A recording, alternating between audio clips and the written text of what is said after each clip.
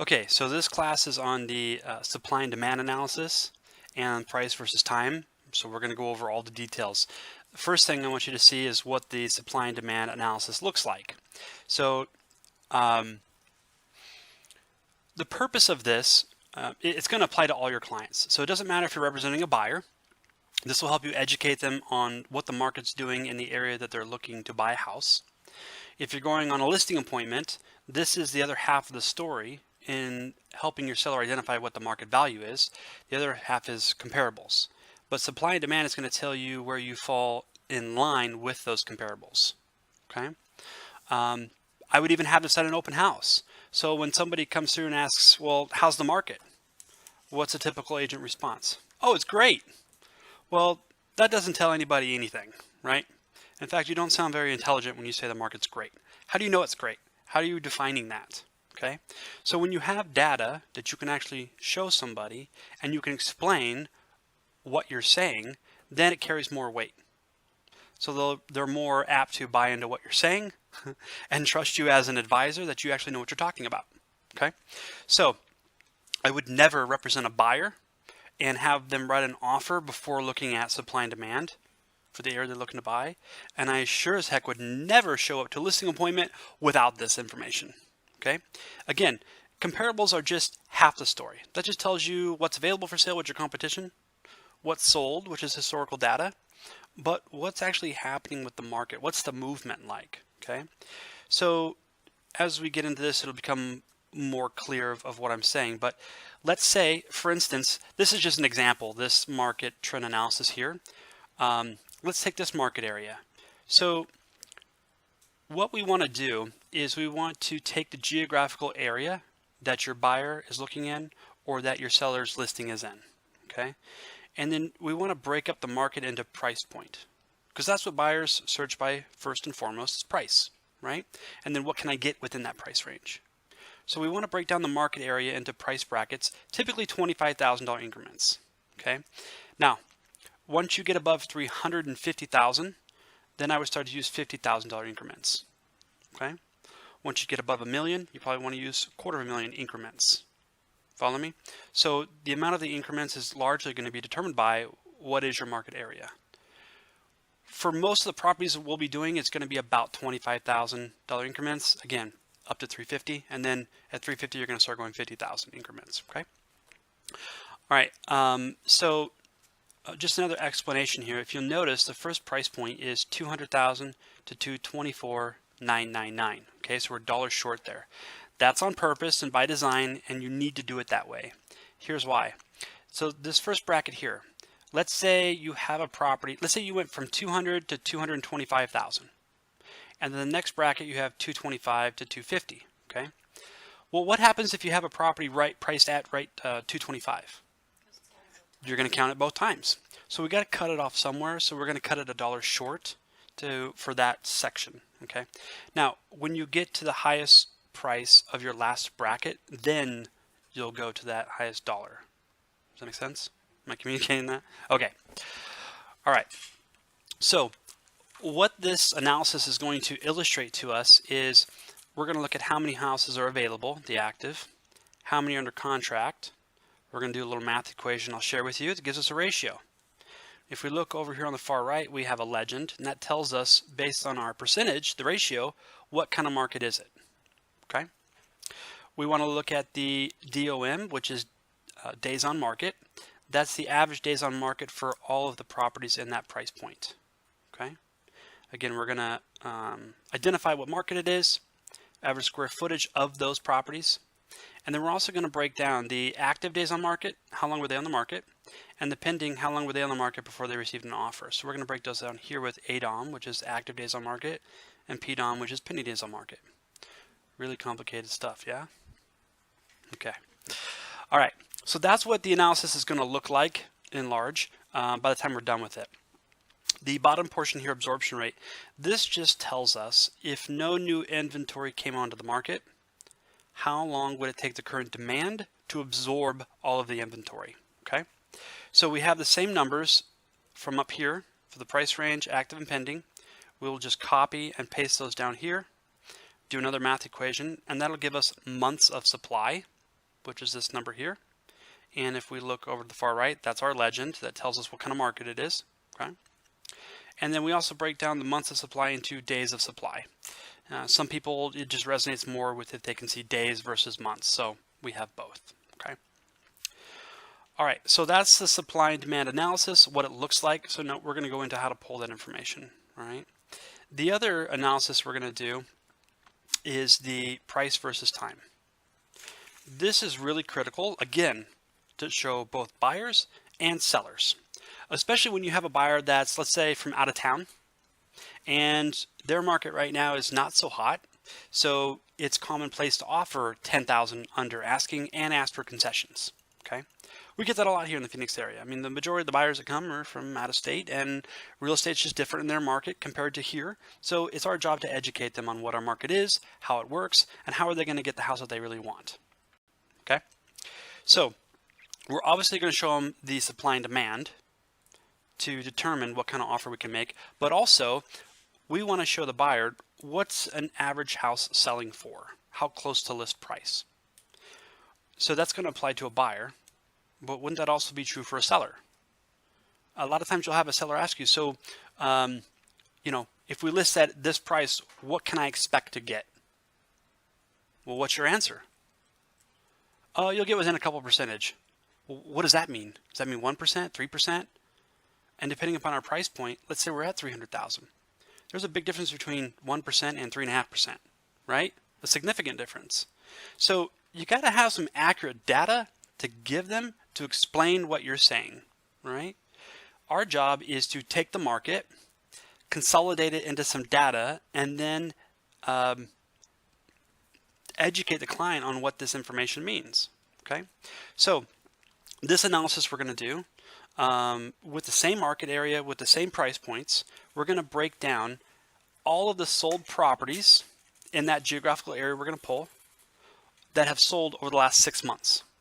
But we're going to take all those properties and we're going to divide them up into how long were they on the market. 0 to 30 days, 31 to 60, so on and so forth in 30-day increments. Okay. Typically what you're going to find is this. There's more houses sold, more units sold within 0 to 30 days. They usually sell for closer to list price to sales price percentage. Fewer of the ones that have sold had a price reduction, and the average price reduction is small. So what you'll notice is as you go out in time, there's fewer and fewer properties that have sold. Typically, the list price to sales price goes down, and the number of price reduced of the ones that did sell goes up. So for instance, that's why I put the percentage here. Here's how many properties sold in those time frames, right? This one here shows us how many of those ones that sold had a price reduction. And typically you'll see a trend. So here only 15% had a price reduction, 37, 69, 100, 94. Okay, so the average price reduction also typically goes up as the property sits on the market. So what you're going to be able to illustrate when this is compiled is that the longer the house sits on the market, you're going to have a price reduction. And then of that, once you have that price reduction, you're still only going to get less than 100% of your list price. So you're actually going to lose a lot of money by letting it sit on the market, trying to get more money. And what this does not quantify to the seller, which is an excellent point you need to bring up in a listing presentation when they want to overprice it, is, let's say you sit on the market for 3.5 months. So we're in this 91 to 120, right? So if you look here, 27 homes sold over the last 6 months during that time frame. All 27 of them had a price reduction, on average of $10,000. And then they only received 99%, which, by the way, is a little high. Usually that's going to be like a 98 or 97%. Well, in a $300,000 house, 3%, that's $9,000, right? So you could be dropping your price 10 grand, and then you're still going to get 9,000 less than that. So really, you're down 19,000. Follow me? Okay, so here's what you can't quantitate on this. They've been on the market 3.5 months before they get an offer, right? How many mortgage payments is that? 3.5. How many utility bills, HOA payments, taxes, insurance, and what else, right? So they're not going to get more than what the house is worth. In fact, it's going to cost them money to overprice it.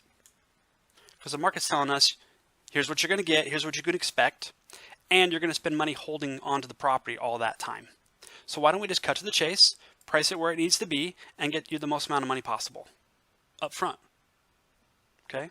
So you know the old saying goes, the longer the property sits, the less money you get. Like most people know that. This illustrates it. Okay? So that just kind of gives you an overview of what these things are going to look like. Now let's get down to the nitty gritty of the blank page and how do we fill it out. Okay? All right. So again, it doesn't matter if you're doing an open house or you're setting up a listing presentation. The first thing you want to do is identify your market area. Okay? So if I'm doing a listing presentation or an open house in Surprise, let's say, for a property around $250,000, what I want to do is take my sheet and I want to also identify what price ranges do I want to illustrate to people. So if the price point of the subject property, whether that's an open house or a listing presentation, is about $250,000, I want to show some price ranges below that and above that to show contrast, right? The purpose of what we're doing is to tell a story of what the market is. Okay, so in this case, I'm probably going to use these same price points as the example. The 200 to 225, 225 to 250, 250 to 275, 275 to 300, right? So there's a $100,000 spread there. Okay, all right, so for the sake of simplicity, without having to retype all this, I'm just going to copy that and pop it into my blank one here. So these are the, oops, crap. These are the price points I'm going to use. All right. Now, as far as market area, this is where people can get kind of hung up on. It helps to know your geographical area. All right. For example, I work mostly Surprise or West Valley. So in large, with Surprise, there's not a huge difference between, say, Sierra, Montana and Northwest Ranch, or Surprise Farms versus some other community.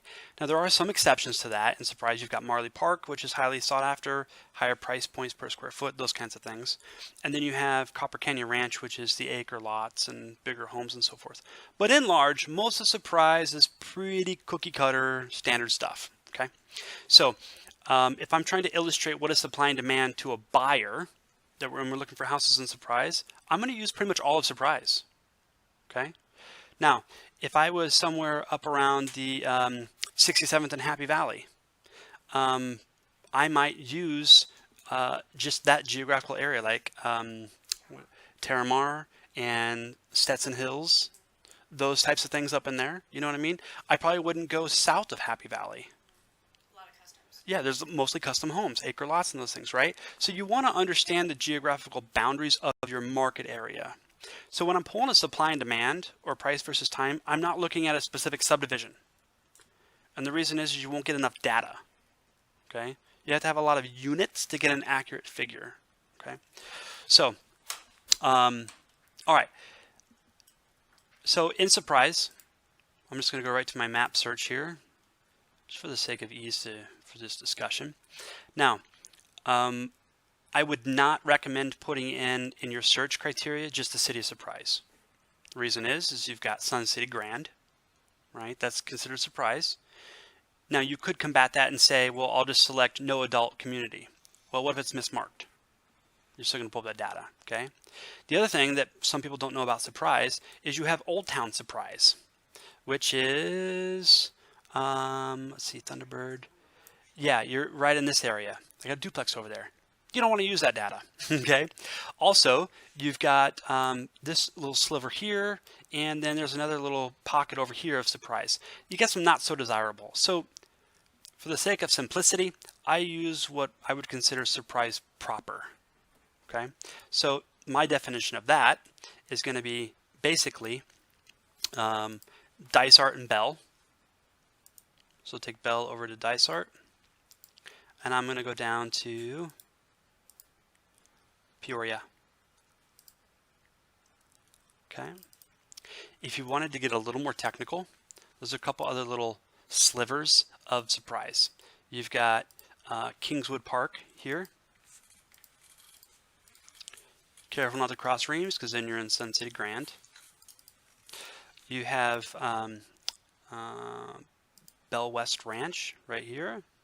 Careful not to cross over Cotton or you get Happy Trails and Sun City Grand. And then Bell Point right there. But you got to be careful there too because you're going to hit Traditions if you don't know where the cutoff is. Now, truth be told, you don't even need to include too much of those little slivers. The Surprise proper will give you plenty of data to get an accurate description of what the market's doing in the Surprise. Okay. All right. So we've identified our price points and we've identified our geographical area. All right. So now the next thing on the sheet is going to be I need to figure out my active, pending, ratio, the rest of the data. Right. So starting from the top down on the search criteria, we're going to take active and then all of the different pendings. So the CCBS, UCB, and pending. Okay. We're going to consider these three groups here, the CCBS, UCB, and pending, all as pending. They have an offer. They're under contract. Okay. All right. Now the only other criteria I'm going to add in is our price point. So we're going to start with 200 to 224,999. Okay. You can put in single family detached if you're doing a large area that you know there's condos and townhomes that exist in that area. Okay. Guys, outside of that, no other criteria. Not even year. Like Not 15 year. nothing. Because again, we're only looking at supply and demand of the market. We only want to get into specific criteria when we're looking at comparables. Okay. So that's the difference between the two analyses. One shows us what the market's doing. Another one identifies what is a particular property worth. Okay. All right. So that's the only data I'm using. Geographical, status, and price. Okay. All right. So we have our results here. There's a ton of them, 122. So I'm going to go view results. And then I'm going to go right to CMA and hit statistical buyer CMA. All right. Now this screen captures cutting off, but this bracket here is active. CCBS, UCB, pending, and then overall. Okay, so active, we have 57 properties, and then for pending, we're going to need to add all three of these categories together, right? So we've got, I'm not quick on math, that's 15, 3, 4, 5, 65. So 57 active and 65 pending. Yeah? Okay. So we're just going to pop those in here. 57 and 65. Okay. Now, here's how we calculate our ratio. The handout has this on it in case you forget, because you will. The way to calculate this to get our ratio is you take the number of pending and you divide it by the total of the two. So we're going to add these two together, which was 122, right? If we look at here, our overall 122. Okay. So we take the pending, which is 65 divided by 122. And that gives us a 53.27. We're always going to round up, right? And this, or we're going to round the number. You move the decimal point over 2 places, so we have a 53% ratio. Make sense? Okay. So we put in 53%. So what's our market? Seller's market.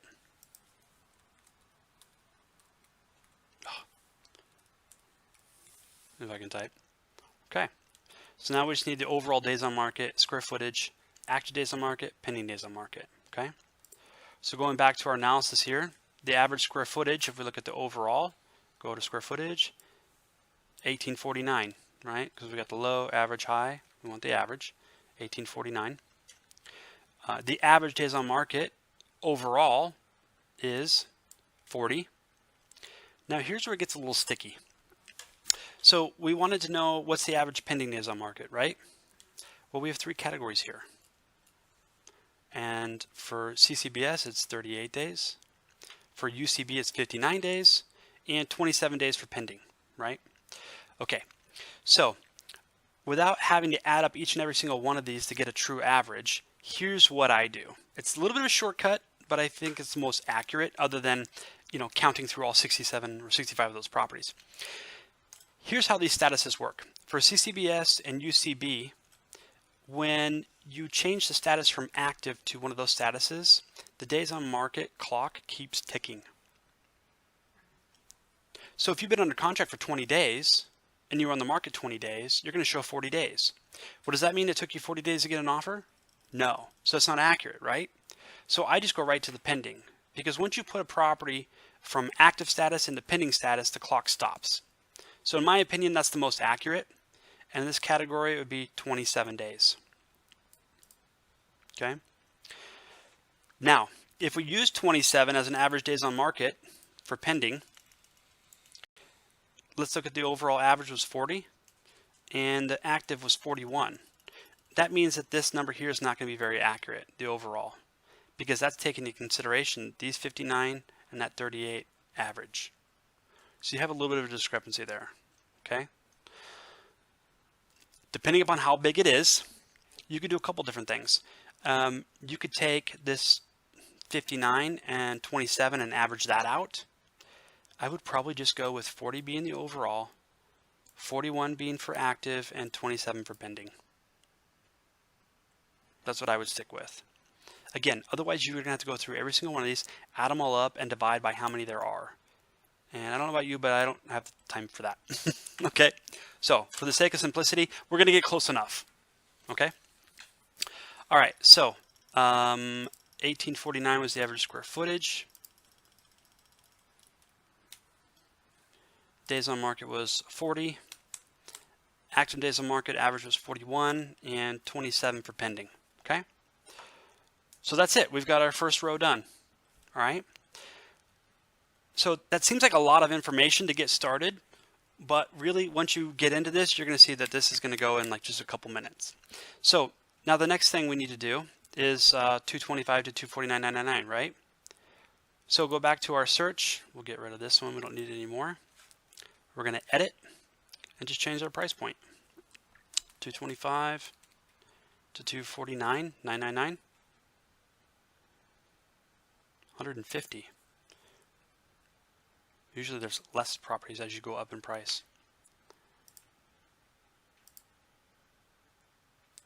Okay, so we've got 80 active, which means we have 70 pending. Holy moly, that's a lot. So let's go 80 active, 70 pending. What's the ratio? Pending divided by total, right? Okay, so we have our ratio, 47%. So now we need to fill in the average days on market, square footage, ADOM and PDOM. Okay, so if we go back to our CMA, overall days on market is 52, active is 65, and if we look at pending, it's only 25 days. Okay, so I'm going to use that 52, 65, 25. So we go here. 52, 65, 25, is that what it was? 5, okay. And then average square footage, if we look at our average, 2,083. So, 2,083, there we go. Okay, so done with that row. Now we're just going to change our price. Go to edit search. Change that 250 to 274.999 and 92. Don't always take this number here for what it says, because a lot of times when you click on that, there's a different number of results that actually pop up. Sometimes it stays the same. So we've got our 92, go to CMA. All right, so we've got 57 active and 35 pending. So 57 and 35. And then the ratio is going to be pending divided by total. Okay, so the equation was 35 divided by, what was the overall? 92. So 35 divided by 92 is 38%. So go back, 38%. Is still a seller's market. little weaker, but nonetheless, still a seller's market. And I'm going to grab the square footage, 2377, 56 days on market, 2377.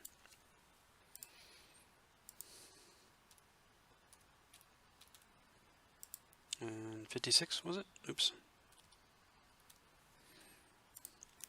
61 days on market for the average and 38 for the pending.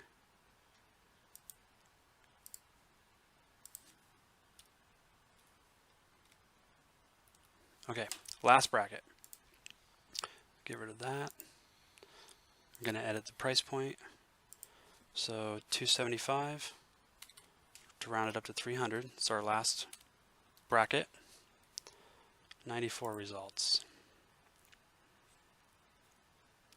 See, now it says 0. Oops, that's why.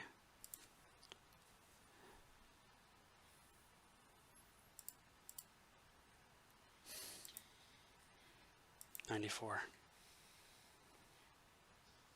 Having a lot of technical difficulties today.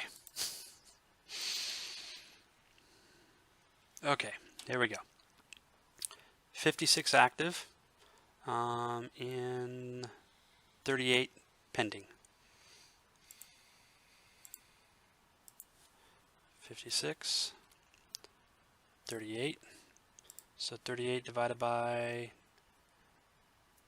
is it 90, 94? More technical difficulties. Okay, so our ratio was 38 divided by 94. 38 divided by 94 is 40.4, so we're going to round that down, 40%.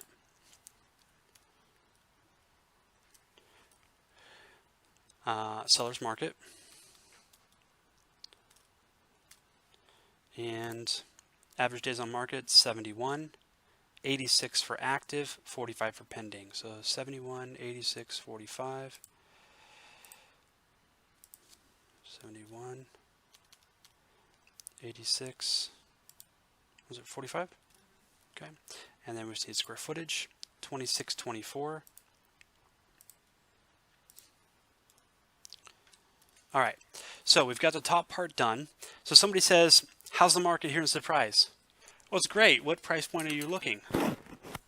Well, somewhere between 200 and 300. Well, here you go. So now you can illustrate what these ratios are. And for the most part in Surprise, it's a seller's market.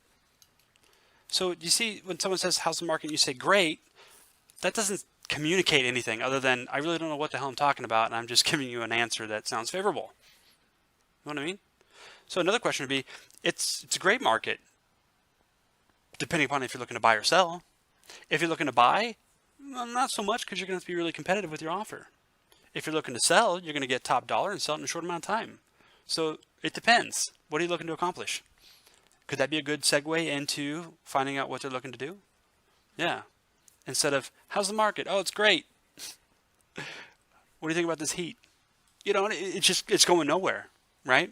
So what you'll typically see when you do these analysis, and by the way, whether you're doing an open house or not, whether you have a listing appointment or not, whether you have a buyer consultation or not, I would seriously pull this information no less than once a week in your specific market area that you like to specialize in. Why would we do that? Well, it keeps us in tune to what's really going on. So if we're at the grocery store or we're at a party or whatever the case is, and someone says, oh, you're a realtor, how's the market?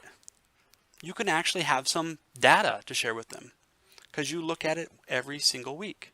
Okay, so I would constantly stay in flow with this analysis for your area that you like to specialize in, just to keep a pulse on what's going on. Okay, all right. So that takes care of the top half.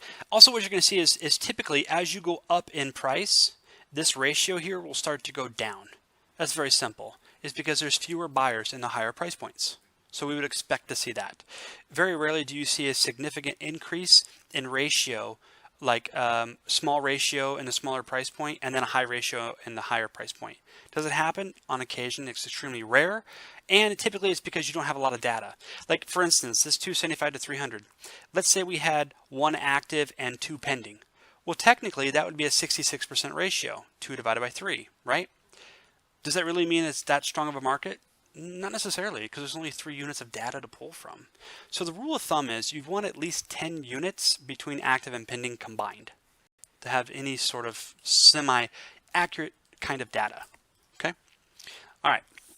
So absorption rate, this bottom section here, we're going to cheat, kinda, take all that data there, copy it, paste it right in. It's the same data. Okay. So how we figure the rate or months of supply and days of supply is this. So up here, the ratio was pending divided by the total, right? Well, down here, it's going to be the opposite. We're going to take the total divided by pending, okay? So let's see here. Oop, almost did it again. Let's hit that escape button. So we had 57 plus 65. 122 divided by the pending of 65 is 1.87, so I'm going to round that to 1.9. 1.9, and then we're going to take that number to find the days of supply. We're going to take 1.9 and we're going to times it by 30, right? On average 30 days in a month. This gives us 57. So there's 1.9 months of supply in this price point, or 57 days of supply. Okay? Just moving on down. Oh, see, I keep on hitting that button. 150 divided by 70 is 2.14. We're going to round that to 2.1 times 30. Be 33, is it?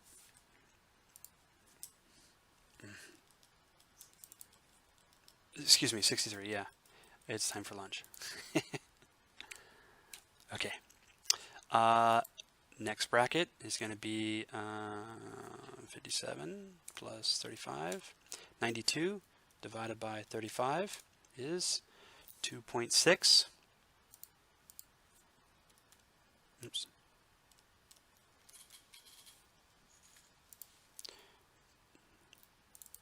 2.6 times 30, 78. What a hot market we have right now. Okay, 56 plus 38 is 94 divided by 38, which is our pending, gives us 2.47, so we're going to round that up to 2.5. 2.5.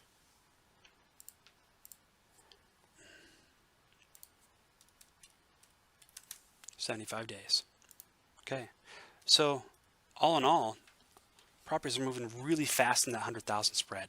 Okay, so does that make sense now? You can actually educate somebody on what that specific market is doing, how good or not so good the market is with just that analysis. And again, I mean, think about what we went through to set it up. We selected a geographical area, we identified our price points, and that's it. So you should get to the point where that entire process right there takes you literally 5 minutes to input all that data. It'll become that fast. I mean, it took us a lot longer to get there, but that was just because of the explanation. Okay, so that's the supply versus demand analysis, the market trend analysis. All right, so the next one we're going to look at is going to be that price versus time. Okay, so very simple. You want to keep the same search that you had in the MLS. What we're going to change now, you want to keep the same geographical area. So the only thing we're going to change is we're going to open it up. This, for instance, this analysis here we used was 200 to 300,000, right? So we're going to use that same spread, 200 to 300,000.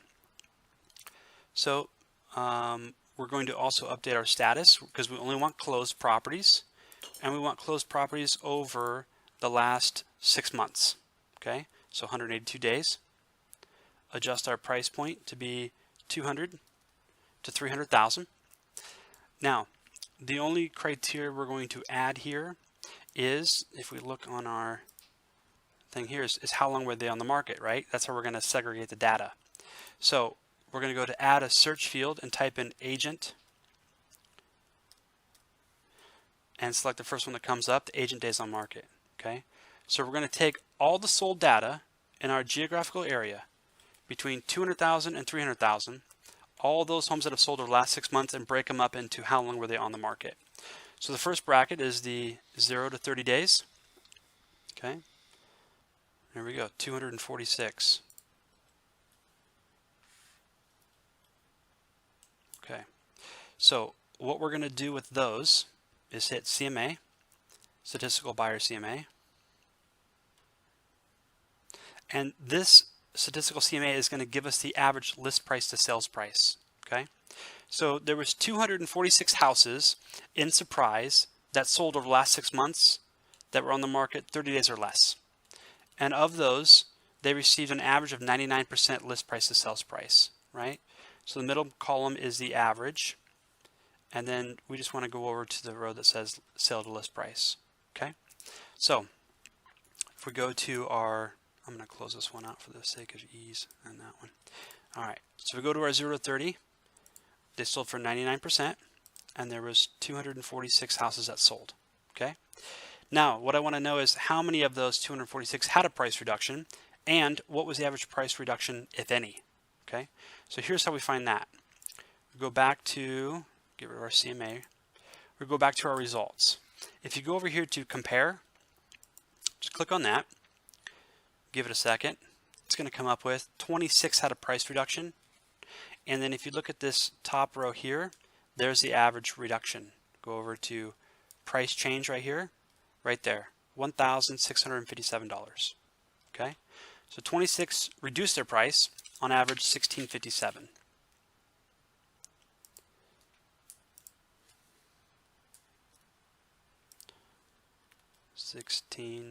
Was it 57? 26, 1657. Oh, I want that out here actually. 26. Okay, now what I like to do is, again, put in the percentage. What percentage is how many reduced of how many actually sold?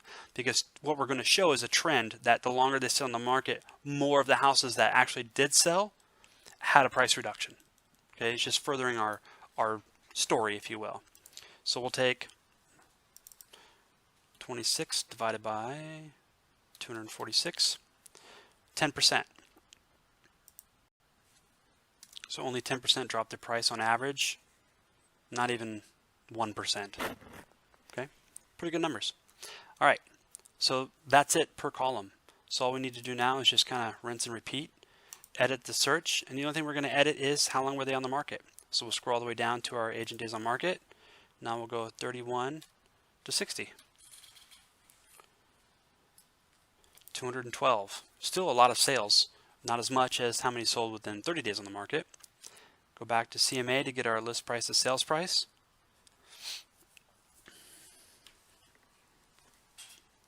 Okay, list price to sales price staying strong at 99%. So 212 sold on average, 99%. Now we want to see how many reduced and what was the average. Just go back to compare. Sometimes it takes the screen a second, so just be a little patient. So look at that, 72 had a price reduction, almost 3 times as many. And the average price reduction shot up to $6,094. A big difference. So 72. And it was 6,094. Is that right? Yeah. Okay. So 72 divided by 212. 33.9, so 34% had a price reduction. It's a big difference. Okay. Now again, just rinse and repeat. Go to the next bracket. Edit search. So now we're going to do 61 to 90 days. 111 houses, almost 100 less sold. That's significant. Again, what we're going to illustrate by the time we're done putting all this data is what is the trend. So you can accurately illustrate what you're communicating to the seller, which is price the property right from day one because you're going to get more money for the house versus overpricing it and waiting on the market because you're going to have to bring it down anyways. Okay. All right.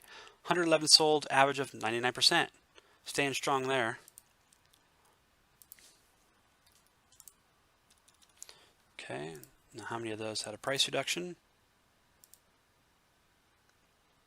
83, and the price reduction went up 84.29.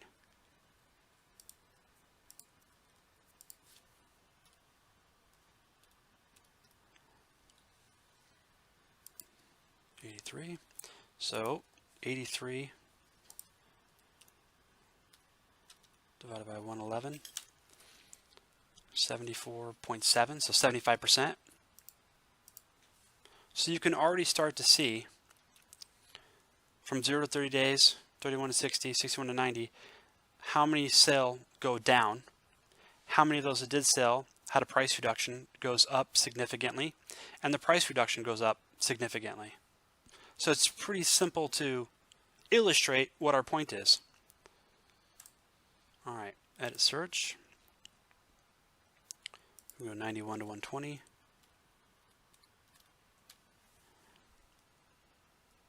$63. Keeps dropping and dropping, which is typical, by the way. CMA for our list price at sales price, which went down 1 more percent to 98, which doesn't sound like a lot, but if you're at 250,000, 1%, that's $2,500. I mean, that's something. Could be 2 mortgage payments. Okay. So we were at 98%, and 49 changed their price on average of $99.73.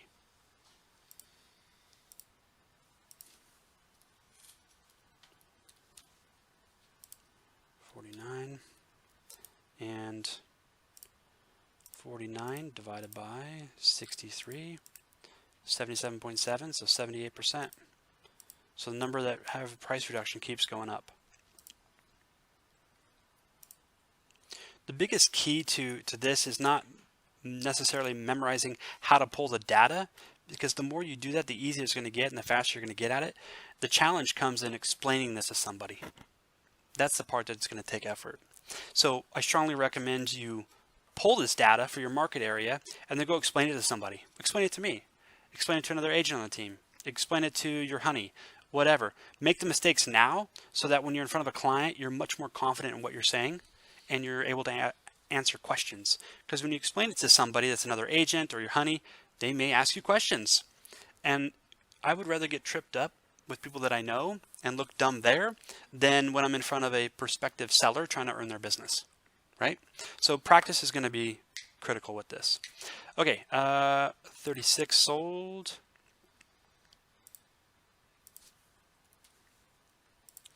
And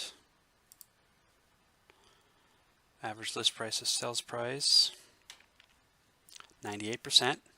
It's staying pretty high. And So, do you think it's staying pretty high because it is a seller's market? If it had been a buyer's market, it would have dropped like 10%. yeah, exactly. So in a stronger seller's market, some sellers will just wait for the market to come up to them, knowing that they're going to make some price reductions as we're seeing. But once they drop their price to market value, then they're getting an offer. And the offer is pretty close to list price because their list price is finally in alignment with what market value is. Because they were overpriced. Because they were overpriced to begin with, absolutely. Okay, so 30 changed their price on average 13,321. That's significant. So you're going to drop your price 13,000. Then of your new list price, you're only going to get 98% of that. So there's another 2%. And you made 1, 2, 3, 4, 5, at least 6 mortgage payments. 5 months on the market plus a 30-day close. So how much money did you really lose? Why didn't you just price it right from day one? Like these 246 people here. Okay. Okay. 30 had a price reduction. Is that right? So 30 divided by 36, 83.3, so 83%. Okay, next bracket. 151 to 180, 24.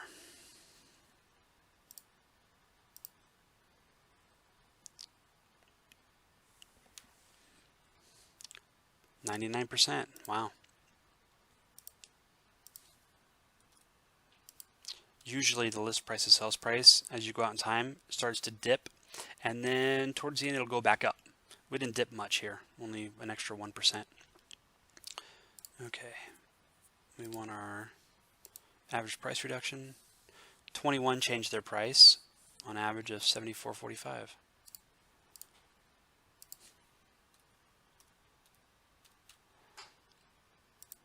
So this is an example of when the price reduction goes down, that's a seller waiting for the market to come up to them, which is fine. Okay, so they only dropped their price by, let's call it $7,500, which is a lot less than $13,300. But again, did you take into consideration mortgage payment and holding costs? Show your property for 6 months. Yeah, being uncomfortable with strangers coming through your property, all that kind of stuff. 87.5, so 88%. So what's that worth to you?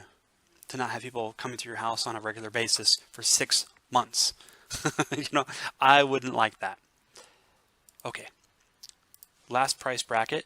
So here's what I do on this one. Since it's on this sheet, it says 181 plus, right? You'll see houses that have been on the market for thousands of days, literally. So I just put in a bunch of 9s because nothing's going to be on the market that long, right? So make sure you have a lot of 9s in there. Okay, 38. Those are some stubborn people really waiting on the market. Don't mention your client's name. It's being recorded. Just kidding. All right, 99%. So 38 sold for 99%. Let's see what their average price reduction was.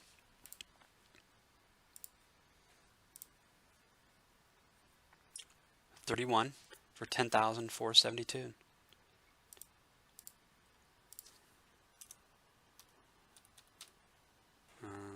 Wait, how many? 31. Thanks.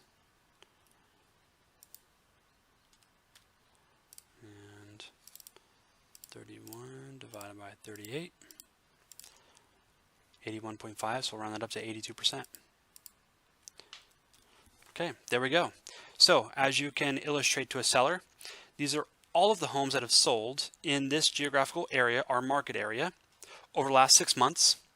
And as you can clearly see, the longer the house sits on the market,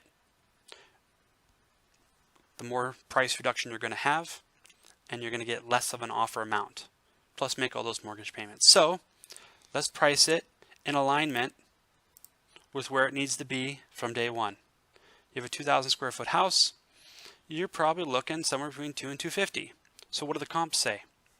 Well, the comps say about 235. Okay, cool.